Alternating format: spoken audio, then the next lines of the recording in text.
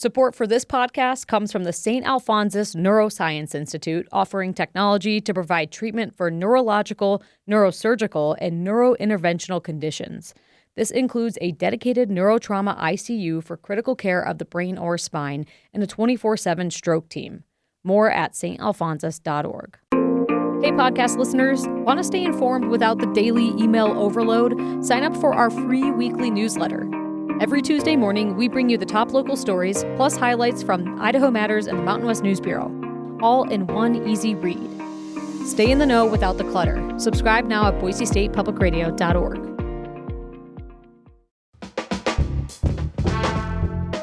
From Boise State Public Radio, this is The Connector. It's Idaho's Daily News. Good morning. I'm George Prentice.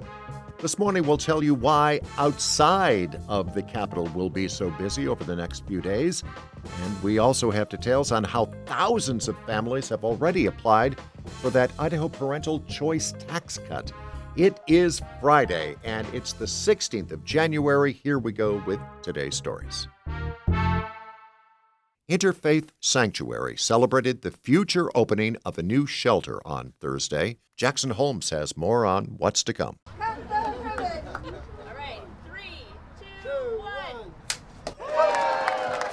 Thursday's commencement marks a new era of housing resources in the Treasure Valley and the end of years of legal conflict between the sanctuary and City of Boise. More than 200 people will be able to stay at the new 42,000 square foot shelter located in Garden City.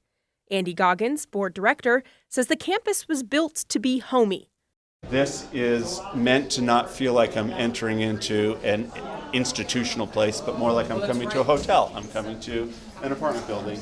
Jody Peterson is the executive director of Interfaith Sanctuary. She says in addition to having a place to sleep, community members will be able to access resources like education, childcare, and hospice. One of the larger growing populations is actually the senior community, where they've never been homeless before, but they no longer can support their lifestyle because of the increase in housing costs. In 2025, Our Path Homes point-in-time count found more than 700 people experiencing homelessness in Ada County. The new shelter awaits permission from the City of Boise before they are officially open. Jackson Holmes, Boise State Public Radio News.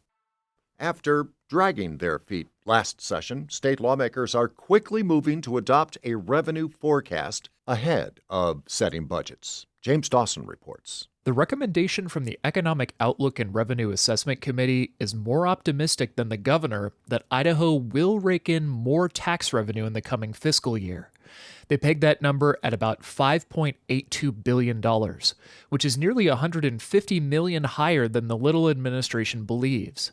Republican Representative Josh Tanner says it's a middle-of-the-road approach.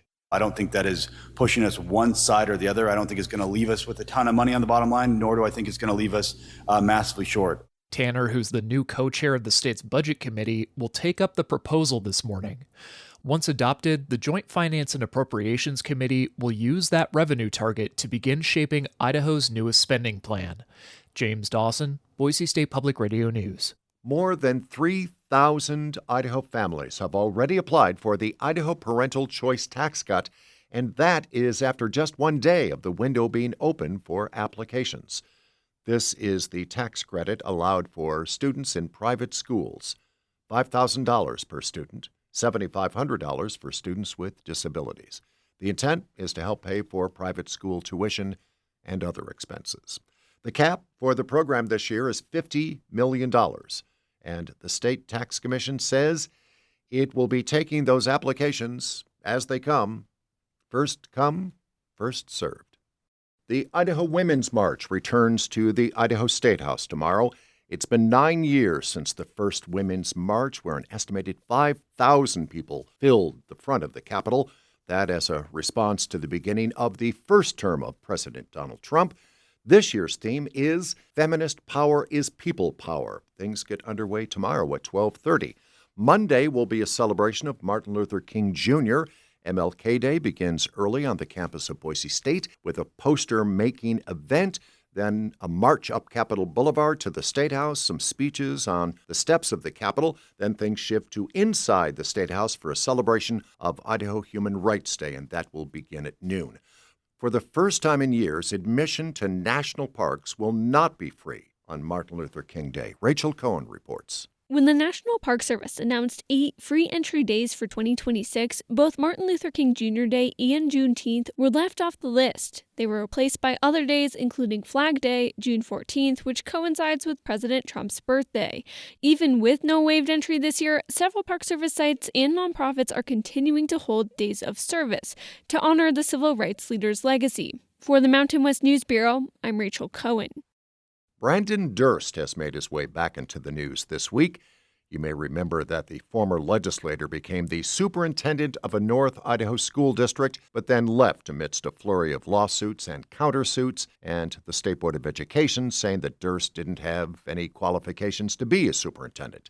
Now, Idaho Ed News is reporting that the West Bonner School District has settled out of court with Durst, with neither side saying anything about how they settled. Idaho Ed News submitted a public records request regarding the settlement. The school district has not sent a response.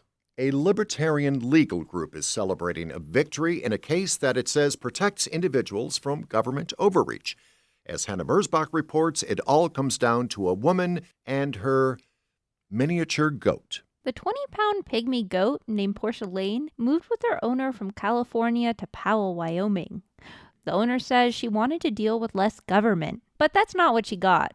She was denied a permit to keep Portia as an exotic pet in the city. Lawyer Austin Wiseman represented her pro bono. Local governments across the nation and exercise what I would say is a pretty shockingly large grant of power. Wiseman says the city has no standards for determining who gets an animal permit and thus denied the goat owner due process. Now, the city's settling and granting a permit for Portia Lane. For the Mountain West News Bureau, I'm Hannah Merzbach.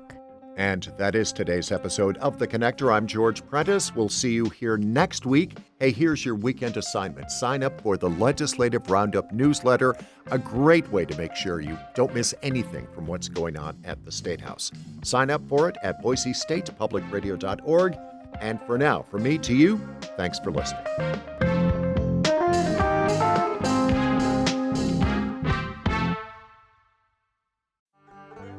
Hey, I'm Peter Pruitt from Zoo Idaho. And I'm Dr. Leif Tapinola with the Idaho Museum of Natural History. Together we host The Nature of Idaho, a podcast all about how our state's amazing landscapes, wildlife, and geology shape life here in the Gem State. Each week we dive into nature stories from across Idaho, everything from fossils to forests, and sometimes even a few fun facts you can share on your next hike. So join us as we celebrate everything that makes wild Idaho special. Listen to The Nature of Idaho from KISU, wherever you get your podcasts, or at KISU.org.